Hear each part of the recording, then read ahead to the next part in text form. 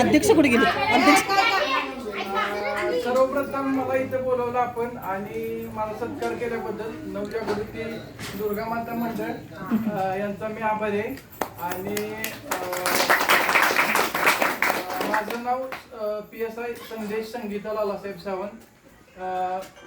मी माझं graduation BE mechanical मध्ये पूर्ण केलंय आणि त्यानंतर मी 3.5 वर्ष पूर्ण तयारी करून पुण्यामध्ये मी अभ्यास करत होतो. त्या दरम्यान माझ्या आईचं निधन झालं होतं 2022 मे मध्ये. मी अभ्यास सुरू केल्यानंतर 3 महिन्यातच आईचं निधन झालं होतं. मग मी आई बरोबरच होतो 2-3 महिने तिच्या उपचारासंदर्भात. आणि त्यानंतर मग मी 15व्या दिवशीच बरोबर पुण्याला गेलो. त्यानंतर अभ्यास सुरू केला. 2022 ची मेन्स दिली पण त्यात थोडे मार्क कमी पडले मला. आणि त्यानंतर 2024 ला पहिलाच इंटरव्ह्यू आणि पहिल्याच प्रयत्नात माझं PSI पदी निवड झालेली आहे. त्याचबरोबर सांगायचा भाग म्हणजे असं की आईचं निधन झाल्यामुळं मला डिप्रेशन मध्ये गेलो मी जवळजवळ 1-1.5 वर्ष. पूर्ण 3-3 वाजेपर्यंत 4-4 वाजेपर्यंत मला झोपच लागायची नाही 1 वर्ष. पण त्यातनं मी स्वतःला सावरून माझा मित्र आहे का हर्षवर्धन लालासाहेब पाटील LS सर म्हणतात त्यांना, त्यांचा मुलगा, त्याची मला खूप मदत झालेली आहे. त्यामुळं मला त्यातनं सावरायला म्हणजे मदत झाली. आणि मग मी अभ्यास करत करत ह्या परीक्षेला 4 टप्पे असतात. पूर्व परीक्षा, मुख्य परीक्षा, त्यानंतर फिजिकल टेस्ट असते मुंबईला व त्यानंतर इंटरव्ह्यू असतो. मग तो इंटरव्ह्यू जिल्हाधिकारी पदावर राहिलेला 20-25 वर्ष जिल्हाधिकारी पदावर राहिलेला व्यक्ती आणि इन्स्पेक्टर जनरल म्हणजे 5 जिल्ह्यांचा मेन जो अधिकारी असतो पोलीस मधला, असे 2 व्यक्ती इंटरव्ह्यू घेतात. 5 तारखेला इंटरव्ह्यू झाला. महाराष्ट्रात टॉपची मार्क मला इंटरव्ह्यूला भेटली आणि 28व्या रँकनं मी उत्तीर्ण झालो महाराष्ट्रातून. आणि सर्वांच्या आशीर्वादामुळे मला यश मिळालंय. कारण की माझ्या यशामध्ये माझ्या एकट्याचाच अभ्यासाचा वाटा नसून बऱ्याच लोकांची मला मदत झालेली आहे आणि माझी सुद्धा अशीच मदत राहील सर्वांना. तसेच मला एक सांगायचं आहे की तुमचं काय महिलांचं कसं असतंय की पुरुषांना सांगत नाहीत काय. आमच्या आईचं तसंच झालं. तिनं आजाराचं काही कल्पना दिली नाही घरात आणि वेळ गेल्यानंतर म्हणजे पैसे पण जाऊ देत त्याचा विषय नाही, पण वेळ गेल्यानंतर ते हाताच्या बाहेर गेलं ना त्याचा उपयोग होत नाही. त्यामुळं कुठलीही गोष्ट असली तर घरात सांगत जावं तुम्ही, नाहीतर मग त्याचा खूप वाईट परिणाम होतो घरावर. त्यामुळं तुम्ही इथून पुढं काय जरी असलं मेडिकल प्रॉब्लेम वगैरे घरात जरी नसलं, तुम्हाला सांगायचं परिस्थिती नसली कोणाची, तर मला सांगा, इंद्रजित कडून मला सांगा, मी त्याचा खर्च करेन काय असेल ते. तुम्ही असं लाजू नका, नाही तर सांगितलं कसं सांगायचं वगैरे. मी तत्पर आहे तुमच्यासाठी, सर्वांच्यासाठी. माझ्या आईचं झालं असं कोणाचं होऊ नये असं मला वाटतं कायम. त्यामुळं मला कॉन्टॅक्ट करू शकता तुम्ही. धन्यवाद.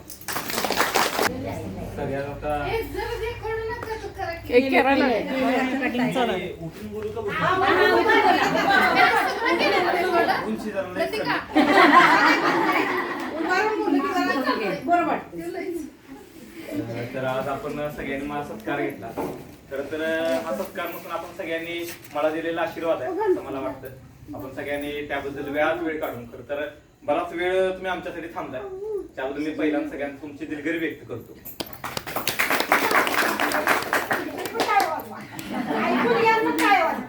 आणि माझा प्रवास खरं तर त्या गल्लीतनच झालाय. म्हणजे मी काकींच्यात लहानाचा मोठा आमच्या घरात काकींच्या घरातच झालो. प्रवासाबद्दल काय सांगायचं असा मला तर पहिला प्रश्न पडला, कारण कुणाला काय माहित नाही असं नाही. तरी तुमची सगळ्यांची इच्छा आहे की बाबा कसं पास झालो, अभ्यास किती तास केला, तुमची बाकी पोरं घडावीत असं मला वाटतंय की आमच्यासारखे अधिकारी व्हावे. मला 1 नाही, 2 नाही, 3 नाही, 4 नाही, मला तब्बल 5 सरकारी पोस्ट मिळाल्या. मी शाळेत काही जास्त हुशार नव्हतो. तुमच्या पोराला कसं वाटत असेल की बाबा आपलं पोरग हुशार नाही, आपली मुलगी हुशार नाही, मग होणार कसं, करणार कसं. खरं तर तुमच्या आयुष्यात त्या पोरग्याच्या ते इन्स्पायर यावं लागतं, जिद्द निर्माण व्हावी लागते. मी कधी शाळेत 10वी पर्यंत मला वाटत नाही कधी मी 1 तास अभ्यास केला, पण मी MPSCचा अभ्यास किमान 10 तास केला, किमान 10. हे यश काय एका दिवसात आलेलं नाही किंवा एका रात्रीत आलेलं नाही. याच्यासाठी मी किमान 5 वर्ष गेले, सलग तपश्चर्या केला 10 तासाची. मी सलग 10 तास अभ्यास करतो, डेली 10 तास. आणि मी इथनं जातानाच मी हात करून जायचो आणि इस्लामपूरला अभ्यास करायचो. बरीच परिस्थिती मधल्या काळात कठीण आली आमच्या घरावरती. म्हणजे सुरुवातीला आमच्या पप्पांचं थोडं बोटाला लागलं म्हणून काय झालं आम्हाला प्रश्न पडला. तर डॉक्टरने सांगितलं की त्याच्या रक्ताच्या गुठळ्या झाल्या. ते आम्ही कसं तर दुरुस्त केलं. तर त्यांचा हात दुखायला लागला. म्हणून मग हाताच्या डॉक्टरला दाखवलं. डॉक्टरने हातात दुखायला झाला. ते थोडं कमी झालं तर त्यांना त्या गुडघ्या त्यांचा अचानक पाय दुखायला लागला. आता पाय का दुखायला हा सगळ्यात मोठा आम्हाला प्रश्न पडला. आम्ही पायाच्या डॉक्टरना बरेच दाखवलं. त्याच्यानंतर असं आम्हाला कळलं की त्यांचं मणका सरकला. मणक्यात ऑपरेशन केलं. या काळातच मी प्रिपरेशन करत होतो. मला असं एवढं तुम्हाला सांगायची होती की तुमची परिस्थिती तुम्हाला काय मॅटर नाही करत. तुमची मनस्थिती किती खंबीर आहे त्याच्यावर तुम्ही तुमची परिस्थिती घडवू शकता. तर त्याच्यानंतर मग पाय दुखायला लागला. मग आम्ही मणक्यात ऑपरेशन केलं. मणक्यात ऑपरेशन मी स्वतः केलं. म्हणजे पप्पा आम्ही राहून केलं. मणक्यातनं थोडं आमचं बऱ्यापैकी चालू होतं तर त्यांच्या बोटाला होल पडलं. आता होल का पडलं हा नवीनच एक प्रश्न तयार झाला. मग होल पडलं. आम्ही थोडे दिवस डॉक्टरांना दाखवलं. डॉक्टर सांगितलं बाबा आता बोट काढावं लागेल. आम्ही बोट काढले. यात थोडे दिवस बऱ्यापैकी आमचे गेले. त्याच्यानंतर आम्हाला ते असं कळालं की ते गुडघ्यामध्ये त्यांच्या दुखायला लागलं. तर आम्ही असं ठरवलं की बाई एंजिओप्लास्टी करायची. एंजिओप्लास्टी असते पायाची. त्याच्यासाठी आम्ही कोल्हापूरला डॉक्टरना दाखवलं. डॉक्टर असे म्हटले की एंजिओप्लास्टी काय सक्सेस होणार नाही. तुम्ही एक काम करा, तुम्ही रुबीला दाखवा. जिथं शरद पवारांची ट्रीटमेंट होती तिथं मी माझ्या पप्पांची ट्रीटमेंट केली त्या डॉक्टरचं. म्हणजे असं काय हलकं फुलकं काय कधी केलंच नाही करायचं झालं तर. मला एकच माहित होतं की किती पैसे लावतात पप्पा वाचले पाहिजे. मग आम्ही तिथं ट्रीटमेंट पप्पांची घेतली. त्याच्यानंतर त्या डॉक्टर सांगितलं की इंजेक्शन करावं लागेल. पण दुर्दैवानं ते इंजेक्शन आम्ही ज्यावेळी करायला गेलो त्याच्यानंतर ते बोट काढावं लागलं. पाय थोडा वाचला. मग थोड्या दिवस असेच गेले आणि त्यांना अचानकच उलट्या व्हायला लागल्या. उलट्या काय होत्या हा एक नवीन प्रश्न आता. पुन्हा मग आम्ही भारतीला ऍडमिट केलं. भारतीच्या डॉक्टरांनी सांगितलं की त्यांच्या किडनीच्या आसपास पूची गाठ तयार झाल्या. पूची गाठ काढावी लागला. मग 18 टक्क्यात आम्ही पूची 20 दिवस राहून आम्ही पूची गाठ काढली. ते ऑपरेशन आमचं असं सक्सेस झालं. प्रॉब्लेम असा झाला की आपण जे बोट काढलं होतं ते बोट आपोआप ओपन झालं. जे बोट काढलं होतं त्याची जखम. आता हे जखम ओपन झाली. आता नवीन प्रश्न पडला. मग डॉक्टर सांगितले की आपण संपा काढून बघू. आम्ही संप्याचा प्रयत्न केला. पण संप्या काढताना ते थोडे दिवस आम्ही त्यात दुर्लक्ष केलं. अचानकच आमची गाय खाली बसली आणि ती उठलीच नाही. ती गाय आमची एक्सपायर झाली. त्यात आमचे 1 लाख रुपये एक्स्ट्रा असेच गेले. थोडे दिवस यात गेले. पप्पांचे थोडं आमचं बरं चाललेलं. तर आमच्या वहिनींची अचानक डिलिव्हरी आली आणि त्यांची दुर्दैवाने ती 7व्या महिन्याची डिलिव्हरी झाली.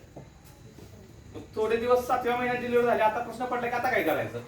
मग डॉक्टरांच्याकडे आम्ही त्यांना ठेवलं. डॉक्टर म्हणले की आता बाळ थोडं व्यवस्थित आहे, तुम्ही घरला नेऊ शकता.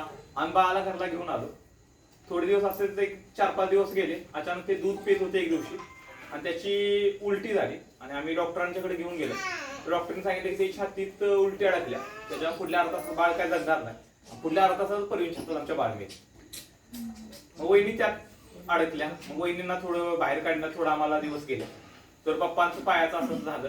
पुन्हा पप्पांचं डॉक्टरांनी सांगितलं की आता पाय गुडघ्यातनंच काढावा लागेल. गुडघ्यातनं आम्ही पाय काढला पप्पांचा. मग मी पप्पांना त्याच दिवशी सांगितलेलं तेव्हा तुम्ही ज्या आम्हाला पायावर उभा करण्यासाठी तुम्ही स्वतःचा पाय गमवलाय.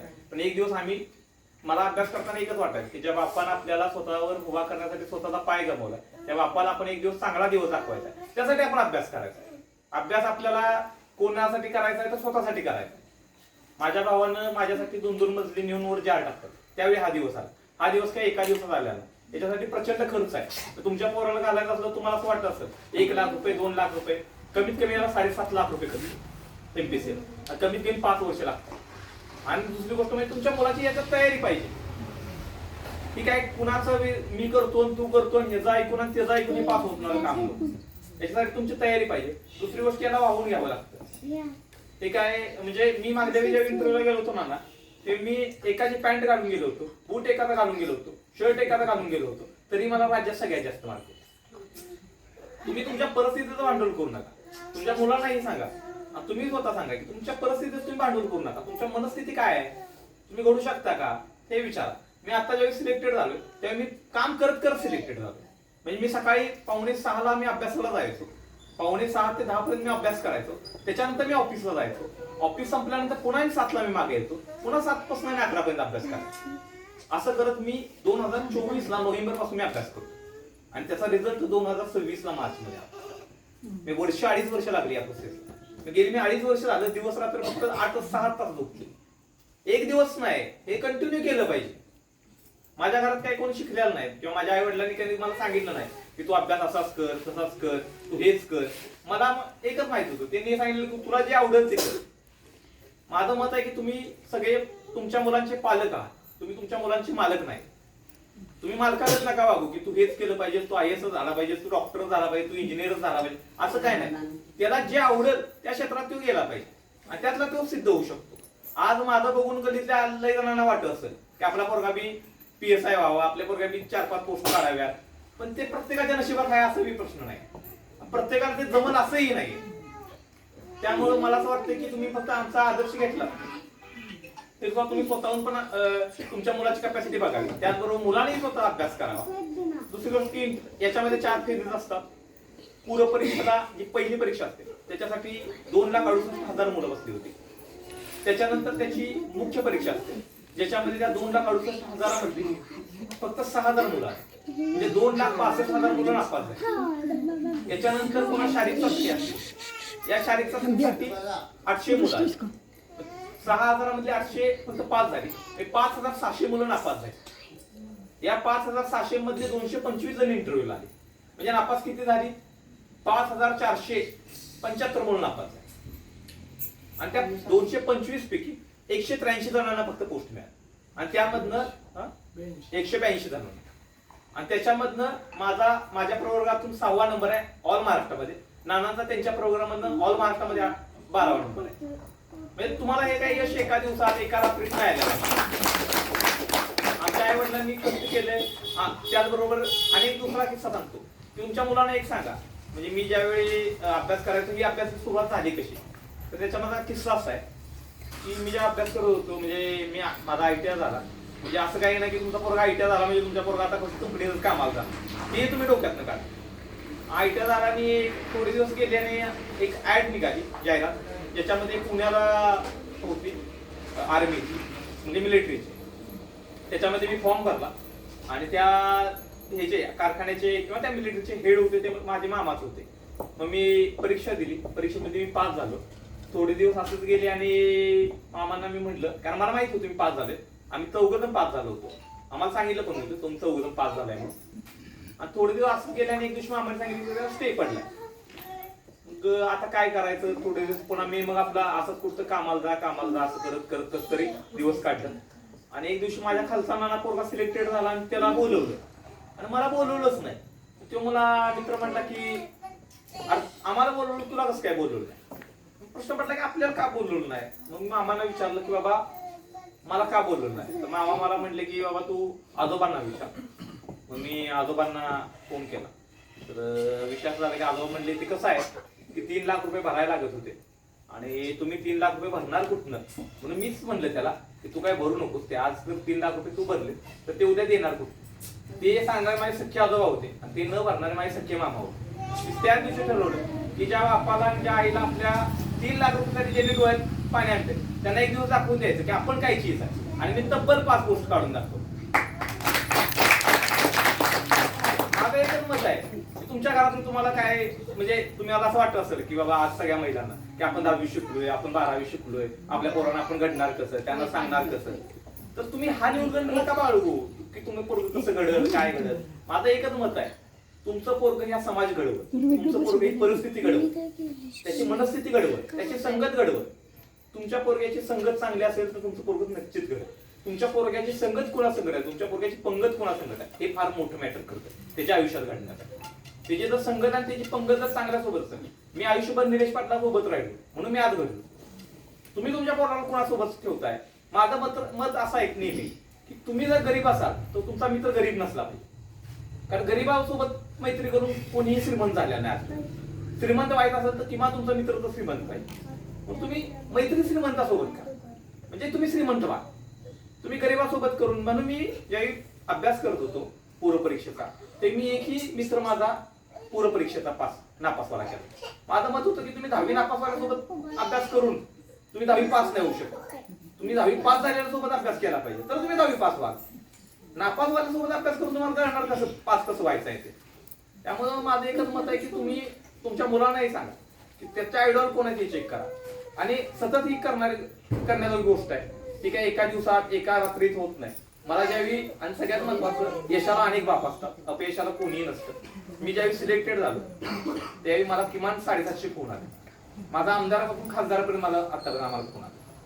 म्हणजे तुमच्या पोरांना हे सांगा की बाबा आज जरी हे यश दिसलं असलं तर त्याच्या मागे एक तपश्चर्या आहे. आणि जवळजवळ 1,500 मेसेज आले, आम्ही अजून रिप्लाय देतोय त्यांना. हे एवढं हे ग्लॅमर आहे. तर मला असं वाटतं की आपण सगळेजण सगळ्यात मुलांनी अभ्यास करावा. काय कमी पडेल तिथं मी स्वतः आहे. तुम्ही कधीही सांगा, कुठल्याही पोरग्याला सांगा की बाबा असं असं करणार आहे तयारी, मी सगळी तयारी त्याची करून घेतो. पण प्रॉब्लेम असा की त्या मुलांना केली पाहिजे. मी बऱ्याच वेळा मुलांना फिरतोय, तुमचं व्हॉट्सअप, इन्स्टा, फेसबुक याला 5,000 मित्र असून करायचे काय? 500 रुपये लागले तुम्हाला कोण पाठवत नाही. काय करायचं तुमचे 5,000 मित्र असून काय तिथं फॉलोअर्स? तुम्ही पोस्ट काढली की 100 जण लाईक करतात. काय उपयोगाचे आहेत त्या लाईक? तुम्हाला जर 5,000 रुपये कोण देऊ शकत नसेल, काय मित्र ते उपयोगाचे? ज्यावेळी मी मेन्सला अभ्यास करायचो त्यावेळी मी नाना आणि हर्षवर्धन पाटील म्हणून आहेत, माझ्या मेन्सला पुण्याचा सगळा खर्च या दोघांनी होता. मी असं सांगतो की तुम्हाला जरी तुमची परिस्थिती नसेल तरी तुम्हाला आयुष्यात चांगली माणसं भेटतात जे तुम्हाला मदत करत राहतात. संदीप साहेबांनी जवळजवळ माझ्या म्हणजे परवा एक पाहुणे आले होते. ते पाहुण्याचं म्हणले की पाठीवर हात ठेवून कुणीतरी चल म्हणायला लागते, त्याशिवाय आयुष्यात काही घडत नाही. मी त्यांना म्हणले पाठीवर हात ठेवून फक्त चल म्हणायला लागत नाही, खिशात पण हात घालायला. कारण संदीप साहेबांनी वैयक्तिक संदीप साहेब तिथे होते, त्यांनी माझ्या आतापर्यंत 1 लाख रुपये खर्च केला. म्हणजे यश आज माझं लगीन होईल, सगळ्यांना असं वाटेल भारे साहेब, भारे क्लास 2 झाला साहेब, आज फौजदार झाला. साहेब व्हायच्या आधी लय कष्ट आहे. आम्ही काकींना माहितीये, आम्ही काकींच्या दारात म्हणजे घरात मी यांच्यावर नेहमी बसायचो. काकी कधीतरी आपल्याला काम सांगतील आणि त्यातनं आपल्याला 1 रुपया मिळेल आणि त्यातनं आपण खायला खाऊ, ही एक ती इच्छा असायची. म्हणजे आम्ही गरीब होतो असा विषय नाही, आमचा एकच विषय असायचा की हे आपल्या हक्काचं घर आहे. आम्ही नेहमी तिथं बसून असायचो. काकीने फक्त शब्द काढावा आणि आम्ही ते कम्प्लीट करावं असं ते दिवस होतं. त्याप्रमाणे आजच्या मुलांचं लय बरं आहे. म्हणजे आम्ही त्यावेळी काकीच्यात कायम असायचो. म्हणजे काम झालं की आम्ही ते किचन पर्यंत नेऊन द्यायचो, कारण असं वाटायचं की त्याच्यानंतर 1-2 बिस्किट मिळेल. खरं आहे ते. म्हणजे काकीला माहिती आहे आम्ही लय सौरभ मी आम्ही लय हे करायचो. हा बऱ्यापैकी हा सगळीच पोरं म्हणजे काकी असतील, पुन्हा पिशवाकींचा जर आमच्या विषय जीव आणि काकींचा पण आम्ही म्हणजे असं काकी नाही वाटलं नव्हतं आणि आम्हाला तर जन्मात वाटलं नव्हतं की आपण 5 पोस्ट काढू. एवढं आम्ही सादर आहे. पण वेळ बदलत जाते, वेळ कुणाची राहत नाही. आज तुम्ही उन्हात आहात तर उद्या पावसात जात, उद्या पावसात तर आज उन्हात जात. वेळ सगळ्यांच्या बदलतात. हा म्हणजे मी पहिल्यापासून पेपर वगैरे वाचत होतो आणि सगळ्यात महत्वाचं मला माझ्या परिस्थितीने घडवलंय. माझ्या भावाचा, माझ्या आई वडिलांचा यात प्रचंड सपोर्ट आहे. ते काय एका दिवसात नाही घडलेलं. आज काय यशाला आज रोज सत्कार होत्या 30-30, पण त्यांनी तर प्रत्येक 500 पाठवलं असतं तर मागल्या वर्षी झालं. प्रॉब्लेम काय सगळ्यांना तेच म्हणतोय, सगळ्यांना येतो कसा. असं वाटू नका, लाज वाटून घेऊ नका की आपण कामाला जातोय, आपण पोरग शिकतोय. कर्मी भाऊराव पाटील म्हणायचे ज्याच्या हातावर चट्टा नाही ते पोरग स्वावलंबी नाही. त्यामुळे तुमच्या पोरगा हातावर घट्टा पडला तरी चालेल, पण पोरग स्वावलंबी झालं पाहिजे. मी आज पोरास विचारतोय तुला इतिहास माहितीये का, भूगोल माहितीये का? गलीतले एक पोरग माझ्या जवळ थांबत नाही, माझ्या जवळ थांबून यशला वगैरे माहितीये सगळ्यांना, माझ्याजवळ कोणी थांबत नाही, कैलासवर थांबत नाही. कारण त्यांना माहित आहे इंद्रजी दादा फाडतो. माझं एकच मत आहे किंवा मला सगळं जरी बऱ्यापैकी जरी माहित असलं तरी माझं असं मत आहे किंवा तुमची पोरं शिकावी. गलीचं जसं माझ्यामुळे गावाचं नाव रोशन झालं, आई वडिलांचं तसं तुमच्यामुळे नाव रोशन व्हावं. आणि सगळ्यात महत्वाचा आनंद बाकी कुणाला होत नाही, आपल्या आई वडिला इतका काही सांग आपल्या इतका आनंद कुणालाही होत नाही, आपल्या आई वडिलांचे इतकं होतं तितकं. आणि तेच आपल्या यशाची भागीदार असतात, बाकी कोणीही नाही. मी स्वतः वैयक्तिक म्हणतो की जे मिळालंय ते ईश्वरामुळे आणि जे मिळणार आहे तेही ईश्वरामुळे आणि माझ्या आई वडिलांच्यामुळे. त्यामुळं मला मिळाल्या म्हणून तुमच्या मुलांना मिळतील असंही नाही, तुमच्या मुलांनाही याच्यापेक्षा चांगल्या संधी मिळतील. मी स्वतः अभ्यास केलाय, तुमच्या मुलांना सांगा की बाबा 10-12 तास अभ्यास कर. यश हे एका दिवसाचं नाहीये, अपयशानं खचून जाऊ नका. मी वैयक्तिक 17 परीक्षा दिल्या, त्यातल्या 16-17 दिल्या, म्हणजे 12 परीक्षा नापास झाली. त्यावेळी हे दिवस मी एमपीएससीचं कुठलं क्षेत्र नाही जे मी दिलेलं. मी इंटरव्ह्यू 3रा दिला. मी याच्या आधी मी 2 वेळा नापास झालो. कितीत गेलोय 2,68,000 मधनं पुन्हा मी 200 आलोय, पुन्हा मी 2,68,000 मध्ये गेलो. पण जिद्द आपली सोडायची नाही, आपण खचायचं नाही. सगळ्यात महत्वाचं की तुम्ही मोबाईल पासून लांब राहा. आम्ही का घडलो माहिती आहे, मी जो सिलेक्टेड होत नव्हतो तो माझ्याकडे कोणी यायला जायचं होता. तुमचं आचरण हे तुमची मुलं करत असतात. आमच्या घरात काही कोण सांगणार नव्हतं, पण आम्हाला एक थोडी नशिबाने आमच्या मूळ साथ मिळाली आणि त्यावेळी मोबाईल पण आला नव्हता. त्यामुळे सगळ्यात महत्वाचं बरं झालं. तर मग मीच रील बघते तर पोरग रील बघणार सगळ्यात मोठं टीव्हीचा वापर बंद करा. इंजिनिअरिंग होस्तर टीव्ही घेतली नाही आणि बिचारी ती मिळालंच नाही बघायला पण परत. म्हणजे तिने स्वतः त्याग केला त्याचा. त्यामुळे तुम्ही त्याग केला तर मुलांचं तुमचे भविष्य. म्हणजे तुम्ही जर मोबाईल मध्ये असाल तर कसं आहे की अनुकरण हे आपलंच केलं जातं. आपण कसं वागतोय याच्यावर बऱ्याच. आणि दुसरी गोष्टी गलीतली पोरं बाद आहेत, ही पोरं चांगलीच नाहीत असं काही नसते. आता आम्हाला पण बरेच जण आहे टोळकं करून फिरतात. आज त्यातला झाला काय पीएस आहे, थोडक्यात झाला काय पीएस आहे. त्याचं काय होतंय, दहावीला यायला 60% काय पास होते ती झाले मिळाला नाही पासपोर्ट. त्यामुळे असं आपण म्हणणार नाही की आपलं गल्लीतल्या पोरं गल्लीतल्या पोराबरोबर फिरतोय त्या आयुष्यात काय होणार नाही. आणि माझ्या वर्गातल्या पहिला नंबर येणार, दुसरा नंबर येणार, तिसरा नंबर येणार, एकाही पोरगाने एक पोरग सरकारी नोकरीत नाही. हा पादरी एकटाय पासपोर्ट काढ सरकारी नोकरी 60%. त्यामुळे आपल्या पोरगाचा नंबर आला नाही, आपल्या पोरगाला कधी बक्षीसच मिळालं नाही, म्हणजे आपलं पोरगा काही आयुष्यात करणारच नाही असं काही नाही. त्याच्यामध्ये एक वेळ अशी आली पाहिजे की त्याला असं वाटलं पाहिजे आपण करू शकतो, आपण केलं. म्हणजे आमची मिसेस पण आता अभ्यास करते, पण मी त्याला अजून काम पोडतोय परीक्षेत. म्हणजे महत्वाचं हे आहे की तुमचं नॉलेज एवढं असलं पाहिजे की समोर तुमचा टिकलाच नाही पाहिजे.